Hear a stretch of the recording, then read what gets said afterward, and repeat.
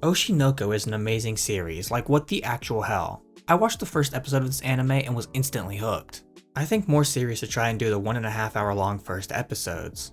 I know there are plenty of series that do hour long first episodes, but having that extra 30 minutes to flesh everything out just made the episodes so much better. I don't know if I would have loved the series as much as I did without the first episode being as long as it is. That episode was a roller coaster of emotions that I haven't experienced from an anime in a long time. And the rest of the series has kept that trend going, making the whole anime a true masterpiece. The entertainment industry is a dark cesspool, and Oshi No Ko lets you know this. We get to explore the dark side of the industry and see how it functions, how it affects people, and how mistreatment can often lead to terrible things happening on and off the set or stage or whatever. We see bad directors who use one small incident to try and boost ratings at the cost of one of the actress's mental health to the point that she attempted suicide. We get to see a crazy stalker literally kill someone because he felt betrayed that his favorite idol had children behind his back, and nothing was done about it. Everybody just moves on like nothing happened, leaving those affected by these tragedies just being left behind.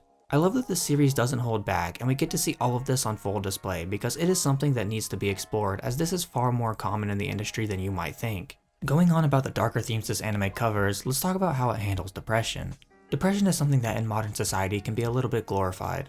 Not to say it isn't real and people don't suffer from it, but we see so many people who self-diagnose themselves with depression, and we see that a lot in media as well. Oshi No Ko is another one of those series that portrays depression.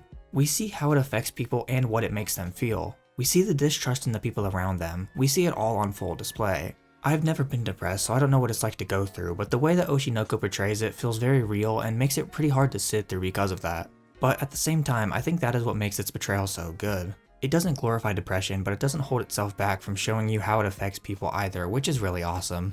Loss is something that we all have or will experience at some point in time. Some people experience it a lot earlier in life than others, and some people lose people who are closer to them first. Oshi No Ko portrays loss in a very interesting way, as technically the main characters are mentally a lot older than their physical age. But when they lose their mother/idol in the first episode, it affects them deeply, and not from an I look up to you perspective, of course that as well. But to them, she was more than they originally thought, and she grew to be their mother for real. So losing her in such a horrific way affects them for their entire lives. And loss is something some people may struggle to move past if they aren't prepared for it. And we definitely see that with Aqua versus his sister Ruby in the more modern times that we see. As Ruby, although was still shaped by her mother's death and was devastated by it, she hasn't let that define who she is. She is becoming an idol not because her mom was an idol or because she thinks that it would make her mother proud. Sure, that's a part of it, but she's doing it because she genuinely wants to become an idol and make people happy just like her mother did. She grew stronger because of this. Whereas Aqua has kinda stagnated, he never wanted to open up to people and he became overly protective and obsessed with revenge.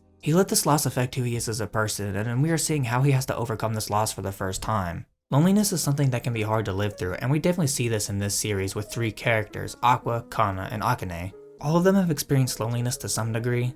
You could probably also put Ruby on this list, especially if you include her previous life where she was stuck in a hospital for the entire time. Actually, yeah, let's talk about Ruby in her previous life. She was essentially isolated from society. The only things she had to cling on to were idols, specifically Ai, and you can see how this loneliness and isolation affects her ability to form a genuine connection with people in her next life. As she gets older, she is more extroverted, but we still see her have a lack of friends despite that. Plus, she feels a lot of pressure in her class as she's the only one who hasn't yet achieved something in life, which weighs her down. Aqua's loneliness is more self-inflicted, as after his mother's death, he started to isolate himself and only focus on getting revenge. But once he learned a better way to do that, he has started to form connections with people, even if right now he is only trying to use these people for his own gain. Kana and Akane's are both pretty similar to each other, although we actually do get to see Akane's play out in front of us. Both of them have had one goal in mind for their entire life. They were talented actors and they worked hard to become big in the industry, but both of them were constantly put down. Kana's was a bit more self-inflicted, as when she was a child she was arrogant and by the time she grew up nobody wanted to work with her anymore, isolating her and making her lonely. Akane had problems of feeling like she was isolated and hated by everybody around her for a mistake she made on set that never should have been aired publicly. This made her lonely and depressed, and as I mentioned earlier, because of that she nearly committed suicide. The way this series talks about loneliness is really well done and makes this series so much better. Revenge is the major plot point of the story. That is what is driving Aqua to move forward. And revenge can be very tempting, but it is never the right answer, and I think Aqua is going to learn this throughout the story as he starts forming genuine connections with people. Their father, the target of his revenge, is absolutely someone who needs his just desserts, but it shouldn't be because of revenge that he gets exposed. It shouldn't be what drives Aqua forward. Instead, he should be focusing on bettering himself and things he actually wants to do, which coincidentally is what he is doing in the series anyway, but he is only doing it as a means to an end rather than because he actually wants to, although he does. We have seen time and time again in this series how important friendship is. They have made it a point that your true friends will always be there for you in the end, and I think this is shown best with what happened with Akane. During when she was being harassed online and when she wasn't responding to anyone, her cast members were genuinely really worried about her. They did everything they could behind the scenes to make sure that she would be okay and to try and cheer her up the next time they saw her. And of course, they also stopped her from attempting suicide, which is one of their biggest things. Which is a part of the reason why I don't believe that Aqua is only using people for his goals, but also genuinely does care for those around him. But moving on from that, seeing them go through all of this effort to try and help their cast member and friend lets you know just how important friendship can also be to those who need it the most. Family is also a very important thing in Oshi No Ko. Although Ruby and Aqua weren't always related to each other, even as babies, they have a very nice sibling relationship going on. Their ties to each other are really wholesome, and when characters make jokes about Aqua being a cis-con, you know why. But family is one of the most important driving factors in this story and in life in general. Having those connections is very important in life, whether it be a sibling relationship or a paternal one. Oshi No Ko is surprisingly really funny. The jokes are always really well timed, and they are genuinely really funny as well. The reactions a lot of the characters have is amazing as well. The comedy just kinda works, which does make it a really fun experience overall, and it definitely lightens the mood of a series that would otherwise be extremely dark, which actually makes the series better to watch through. The characters in Oshi No Ko are great. I actually love every character I have seen in the series so far. Not literally, I mean how they're written. All of the characters are so good. Let's start with Aqua. He is a pretty good main character. He is someone who has let revenge control his life to the point that he will do anything to achieve it. He does care about the people around him and wants the best for them, but he still only mostly seeks revenge and will even use those people to his ends. Ruby is another great character. She is fun, bubbly, and overall a great person. She is basically the exact opposite of her brother. She is also a hard-working and dedicated person. She will work to achieve her dreams by any means. Kana is probably my favorite character, like not going to lie. She is someone who has already gone through a massive character arc between the time skip, but she still has a long way to go. However, I think she will be an integral part to helping Aqua not focus on revenge so much. But anyway, Kana was someone who went from this girl who was always told how talented she was, which then reflected in her personality of her being very arrogant, to someone who has learned hardship and understands that she is just another name in the pile of names who are actors. But she still tries really hard at everything she does, which makes her talents really shine through.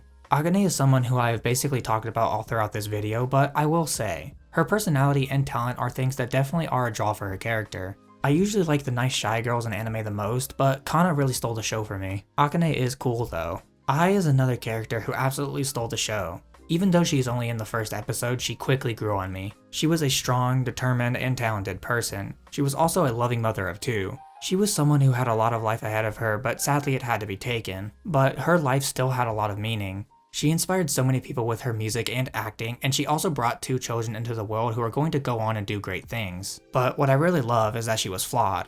She had a bad family life, she's uneducated, and she became pregnant at a very young age. But none of this stopped her from being who she wanted to be, which is awesome. Despite all of her flaws, she was able to bring so much joy to people's lives. Oshi No Ko is the best anime this season hands down, and it's not even close. It is just so good at everything it does. The story is great, the characters are fun, the music is amazing, and the animation is really solid. Oshi No Ko just knows what it is, and it has been an insane ride to watch this anime blossom into something this good. I will definitely be reading the manga after the anime ends. As a matter of fact, I already have the first 2 volumes sitting on my shelf. But yeah, this anime is goated, but I'm sure everybody already knew that.